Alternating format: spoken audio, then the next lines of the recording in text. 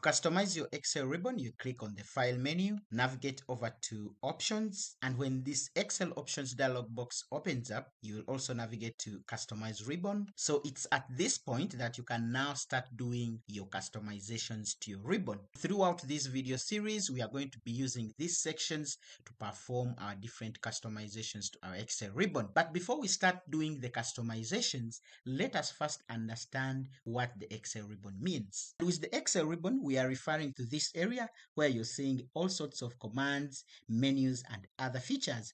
And by definition, the ribbon simply means the tabs at the top of the interface that helps users navigate and locate commands and features while using Excel. We are going to break this down for you in a moment so that you understand everything. The Excel ribbon is made up of 4 basic components, and I'm going to explain each single component. First, we have the main menus or the ribbon tabs.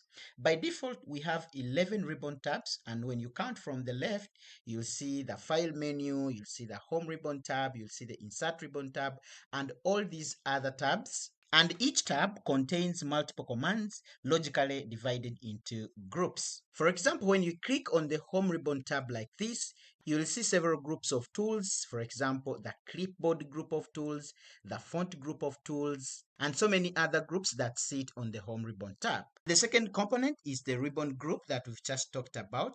This is just a set of closely related commands and features. For example, when you click on the Home ribbon tab, and let's assume you come over to the font group of tools, you'll see that all the commands that sit in this grouping rotate around doing things like bolding your text, italicizing your text, underlining your text, choosing the font type to use, as well as choosing the font size and also the font color.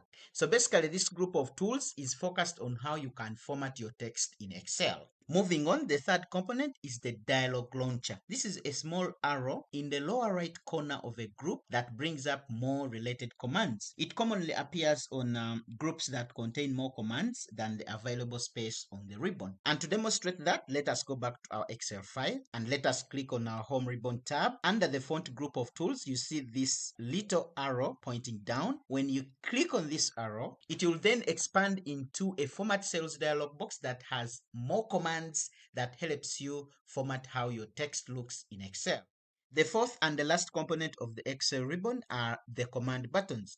This is just a button that you click to perform a particular action. For example, if I want to bold and underline this text, I will click in the text, then click on this command button for bold, like that. I can as well click on the underline button like this, and you can see those specific actions getting performed because I've clicked on that particular command button. So you'll see a lot of these command buttons on your ribbon. Just if you want to test things out, click on one of them and you'll see which action will be performed. So that is the brief overview of the components of the Excel ribbon. In our first customization, let us see how we can hide and unhide the Excel ribbon.